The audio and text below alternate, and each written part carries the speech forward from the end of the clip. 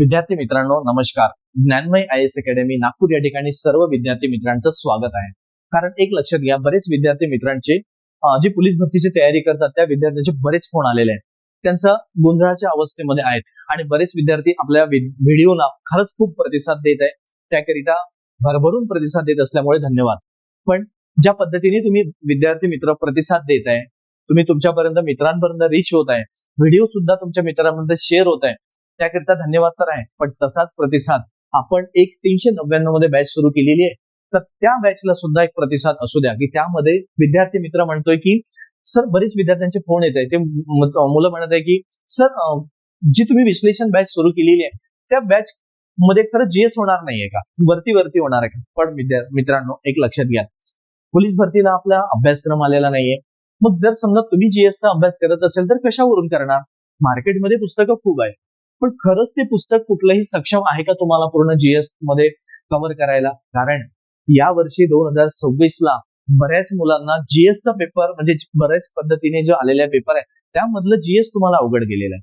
मग त्यामध्ये उदाहरण नागपूर सिटीचा पेपर असू द्या, नागपूर कारागृहचा असू द्या, त्यामध्ये मीरा भाईंदरचा असू द्या, की ठाणे ग्रामीणचा सिटीचा असू द्या, बरोबर आहे. आणि अजूनही काही पेपर आहे की जे अजूनही बरेच पेपर आहे की जे मुलांना त्या पद्धतीने अवघड गेलेले आहेत. कारण मराठी आणि गणित बुद्धिमत्ता हे तर एकदा मुलांचं एक चौकटीमध्ये बसलेला सब्जेक्ट आहे. पण जीएस हा असा विषय आहे की त्याला चौकटच नाहीये.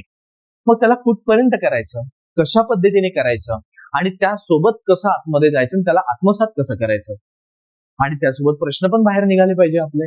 मुलं म्हणत आहे मला की सर रिपीट प्रश्न, पण एक लक्षात घ्या, प्रश्न आधी सुद्धा रिपीट व्हायचे तेव्हा महाराष्ट्र शासनाने कधी असं म्हटलेलं नाही आपल्याला की प्रश्न रिपीट होणार म्हणून. सांगितले का आपल्याला? नाही. मग प्रश्न रिपीट होणार नाही हे तरी कसं सांगणार आपल्याला? आलंय का लक्षात? मी सरळ कॉमन सांगतोय, राज्यसेवा पूर्व मुख्य असू द्या की कंबाईन पूर्व मुख्य असू द्या किंवा महाराष्ट्रातली कुठलीही एक्झाम असू द्या, अशी कुठलीही परीक्षा नाही की ज्यामध्ये प्रश्न मागीलच्या प्रश्नांच्या आधारावरती आलेले नाहीये. हे मला सिद्ध करून दाखवा. कारण मी आजपर्यंत जे व्हिडिओ दिलेले आहे ते पुराव्यानिशी म्हणजे जे कोणत्या पेपरला कधी प्रश्न आलेले आणि कशा पद्धतीने आलेले मी दिलेले आहे. पण मनामध्ये भीती ठेवू नका मित्रांनो, रेपिटेशन होणार की नाही हे आपण ठरवू शकणार नाही.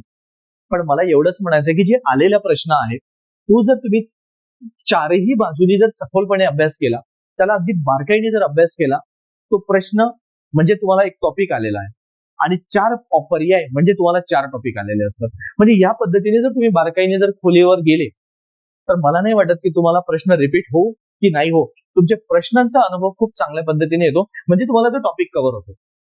हे एक लक्षात ठेवा. आणि ज्या काळामध्ये जर तुम्ही त्या पद्धतीने अभ्यास करत आहे म्हणून त्याच आधारे आपण ते बॅच सुरू केलेली आहे. म्हणून मला असं म्हणायचं आहे की प्रत्येक विद्यार्थी जसं तुम्ही व्हिडिओला रिस्पॉन्स करत आहे तसं तुम्ही बॅच सुद्धा परचेस करा आणि ते बॅच परचेस केल्यानंतर तुमचा अनुभव मी एवढं तर खात्रीने नक्कीच सांगेल की तुमच्या जीएसची भीती नक्कीच निघेल. आणि सोबत बरेच विद्यार्थ्यांचे फोन आहे, सर आम्हाला जीएसची येत आहे पण हे बॅच आम्ही घेऊ का, कारण त्यामध्ये वरती दिलंय का? त्याला आपण खोलवर गेलेलो आहे मित्रांनो. जेवढं जास्त देता येईल तेवढं मी नक्कीच देण्याचा प्रयत्न करत आहे आणि अजूनही आम्ही करणार आहेच.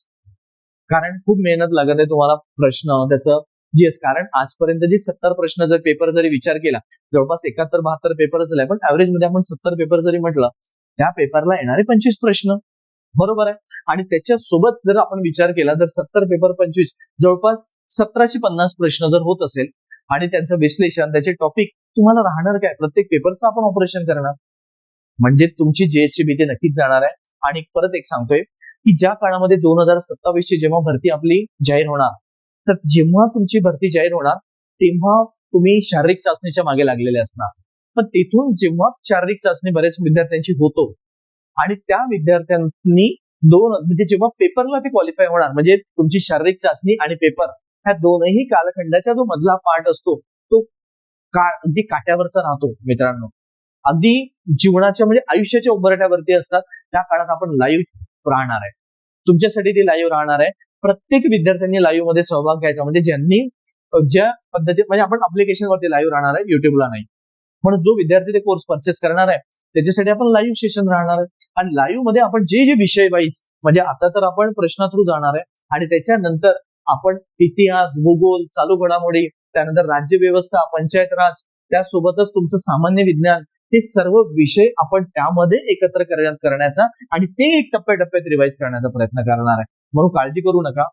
तुम्हाला प्रत्येक मुद्दा मी देण्याचा प्रयत्न करेल, कारण आजपर्यंत तुम्ही माझे जीएसचे व्हिडिओ बघत आलेले आहे आणि नक्कीच तुम्ही प्रतिसाद दिलेला आहे. तर तोच विश्वास ठेवून आणि तोच प्रतिसाद पुढे पण देणार मी नक्कीच अपेक्षा करतोय. पण तुमच्या मित्रपरिवारांपर्यंत सुद्धा पोहोचवण्याचा प्रयत्न करा, कारण विद्यार्थी मित्रांनो ही रेकॉर्डेड बॅच आहे. तुम्हाला टप्प्याटप्प्यात व्हिडिओ अपलोड होणार आहे, पण कुठलीही काळजी करू नका. जीएस साठी तुम्हाला कुठलंही पुस्तक वाचायची गरज पडणार नाही. तुम्हाला सर्व मी देण्याचा प्रयत्न करेन. मी तर 100% प्रयत्न करेन जास्तीत जास्त की तुमचा एकही प्रश्न जीएसचा गेला नाही पाहिजे. त्यानुसार नक्कीच काळजी करू नका. प्रत्येक मुद्दा मिळेल, प्रत्येक प्रश्नाचं विश्लेषण मिळेल आणि तो प्रश्न कोणत्या पेपरला सुद्धा आलेला आहे मी तेवढं रिपीट पण करून देणार की तो प्रश्न कोणत्या पेपरला आलेला आहे आणि कशा पद्धतीने आलेला आहे. बरोबर आहे. तुम्ही अनुभवा, नक्कीच फायदा होणार आहे तुम्हाला. आणि मित्रांनो काळजी करू नका. ज्या पद्धतीने थंबनेल आपण पुढे दिलेला आहे, तर जर समजा पेपर जर असा आला तर तयारी कशी करायची, म्हणजे ज्या पद्धतीने आपण बॅच सुरू केली आहे तयारी त्याच पद्धतीने करायची. आले लक्षात? आता तो पारंपरिक काळ गेला रे, कारण तुम्ही बघा ते प्रश्न एमपीएससीच्या पद्धतीने कसे आलेले आहेत. बरोबर की तो लहान नदी मोठी म्हणजे वन लाईनर प्रश्न फार कमी यायला लागले आणि तुम्हाला स्टेटमेंटच्या बेसवरती प्रश्न जास्त यायला लागलेले आहेत. बरोबर आहे. म्हणून काळजी करू नका. तुम्हाला प्रत्येक मुद्दा मिळेल आणि जे मनामध्ये भीती आहे प्रश्न रिपीट होईल का ते डोक्यातून काढून टाका. आजपर्यंत प्रश्न दिले तर आपल्याला कोणी त्यामध्ये आयोगाने किंवा महाराष्ट्र शासनाने म्हटलं का आपल्याला? मग जर आता प्रश्न देणार नाही तरी आपल्याला सांगून पण देणार नाही. बरोबर आहे. फक्त डोक्यात काढून टाका. फक्त पेपर जर काठीने पातळी वाढली तर आपण त्या ठिकाणी टिकायला पाहिजे, सक्षम असायला पाहिजे. त्या पद्धतीने आपण एक विद्यार्थी वर्ग आहे, तो संघर्ष योद्धा आहे, स्ट्रगलर आहे. फक्त अभ्यास करायचा आणि येणाऱ्या परिस्थितीला पुढे जायचं. काळजी करू नका. कुठल्याही गोष्टीला बळी पडू नका. त्या गोष्टी होत राहणार आहे, कारण आयोग कधी पण लक्षात ठेवा, महाराष्ट्र शासन असू द्या, कुठे ना कुठेतरी पारदर्शकता आणण्याचा प्रयत्न करत आहे. आणि ती पारदर्शकता आणण्यासाठी जो विद्यार्थी खरंच मनापासून मेहनत करतोय ना त्या विद्यार्थ्यांपर्यंत संधी मिळाली पाहिजे, त्या विद्यार्थ्यांना यश मिळालं पाहिजे. तर हीच त्यांची संधी असणार आहे. म्हणून प्रत्येक मुद्दा हा तुमच्यापर्यंत येईल. कुठलाही अफवा असतो, चर्चा असतो, त्यांना बळी न पडता आपलं सदसद विवेक बुद्धी डोक्या ठिकाणावर ठेवून निर्णय घ्यायचा आणि मग पुढे जायचं की खरंच तो मुद्दा कसा आहे आणि कशा पद्धतीने आपल्याला पुढे जाता येईल. आलंय लक्षात? म्हणून कुठल्याही गोष्टी जाऊ नका. हे चालणारच आहे. म्हणून आपण फक्त मेहनत करायची आणि पुढे जायचं. अगदी कुठल्याही गोष्टी, निगेटिव्ह गोष्टी, नकारात्मक चर्चांना बळी पडू नका. अभ्यास करा. 2027 ला गुलाल आपला असायला पाहिजे. पेपर असा लीडनी पास व्हायला पाहिजे. हेच प्रयत्न करा. आणि त्याच्यासोबत परत एक सांगेल की तुम्हाला त्या काळामध्ये जिल्हा विशेष पद्धतीने तुम्हाला मी व्हिडिओ देण्याचा प्रयत्न करेल की प्रत्येक जिल्ह्याची माहिती. कारण जर एखादी विद्यार्थी जर तो भंडाऱ्याचा असेल तर नागपूरचा पेपर देणार, नागपूरचा विद्यार्थी असेल तर रायगडचा पेपर देणार, मग त्याला त्यासोबतच त्या जिल्ह्याची सुद्धा इतर माहिती किंवा विशेष माहिती मिळायला पाहिजे. काळजी करू नका. जीएस साठी मी पूर्ण तुम्हाला प्रयत्न करणार आहे की प्रत्येक जिल्ह्यात ते पण एक व्हिडिओ तुम्हाला येण्याचा प्रयत्न करेल मी काही काळानंतर. थोडा वेळ द्या, आपण करू त्यामध्ये सुद्धा. चालेल? तुमची भीती नाहीशी करा. काळजी करू नका. प्रत्येकाने कोर्स जॉईन करा, कारण भरभरून प्रतिसाद असू द्या. प्रत्येकापर्यंत लाईव्ह जायचं आहे. आपण लाईव्ह देऊ. काळजी करू नका. 399 मध्ये भरपूर काही मिळणार, कारण आज महागाईचा काळ आहे. विद्यार्थी मित्रांनो काही मिळत नाही, पण तरी आपण कमी मध्ये भरपूर काही देणार आहे. मेहनत खूप असतात, म्हणून त्याच मेहनतीला तुमचा प्रतिसाद असू द्या. चला भेटू आपण लवकरच. आणि त्यासोबतच चॅनलला सबस्क्राईब करा, लाईक सुद्धा करा आणि शेअर सुद्धा करा बरं. आणि तुमचा प्रतिसाद असू द्या, तुम्ही कमेंट सुद्धा करत चला. पण विद्यार्थी मित्रांनो काही पण घाण कमेंट करू नका, कारण तुमच्या एका कमेंटवरती एनर्जी मिळते. पण एक लक्षात ठेवा, आपल्या ह्या व्हिडिओला आपल्या बहिणी, आई बहिणी सर्वच बघतात.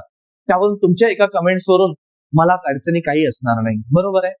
पण लक्षात ठेवा, यामधून तुमचे संस्कार कळतं की खरंच कसं आलेलं आहे. म्हणून कृपया करून ज्यांना हा व्हिडिओ पोहोचत आहे त्यांनी बघा. वाटल्यास तुम्हाला जर चांगली कमेंट द्यायची नसेल तर कृपया देऊ नका, पण कुठल्याही व्हिडिओवरती चुकीची कमेंट देऊ नका. कारण विद्यार्थी मित्रांनो माझ्या पहिल्या व्हिडिओ पासून पूर्ण व्हिडिओ बघा. मी कधीही कुठला विषय बोलत नाही, कुठले वायफळ व्हिडिओ नाही, काही नाही. फक्त माझा अभ्यास आणि अभ्यास. माझी तो प्रयत्न आहे की जो गरीबातला गरीब विद्यार्थी आहे की ज्याच्यासाठी खरंच काही नाही, त्याच्यासाठी आपण उभा असतो. म्हणून त्या विद्यार्थ्याचं भलं एका विद्यार्थ्यापर्यंत जरी भलं झालं ना आणि एका विद्यार्थ्यापर्यंत पोहोचू शकलो ज्याला खरंच गरज आहे, तरी मी म्हणेल की माझ्या मेहनतीला यश मिळालेलं आहे. बाकी मला काही नकोय. तुमचा आशीर्वाद असू द्या, मेहनत करण्याची ताकद मिळू द्या आणि पुढे जाण्यासाठी सुद्धा बळ मिळू द्या. हेच आपले तुमच्याकडून एक विनंती आहे. म्हणून कृपया चुकीच्या कमेंट करू नका. हे तुमच्याकडे, कारण तुमच्यातलाच मी एक आहो आणि मेहनत सुद्धा तुमच्यासाठी घ्यायची. चला भेटू आपण पुढच्या व्हिडिओमध्ये. आणि काही अडचणी आल्यास खाली दिलेल्या नंबरवरती बोला. काळजी करू नका, आपण सोबत आहोत सर्व. चला, धन्यवाद, भेटू लवकर.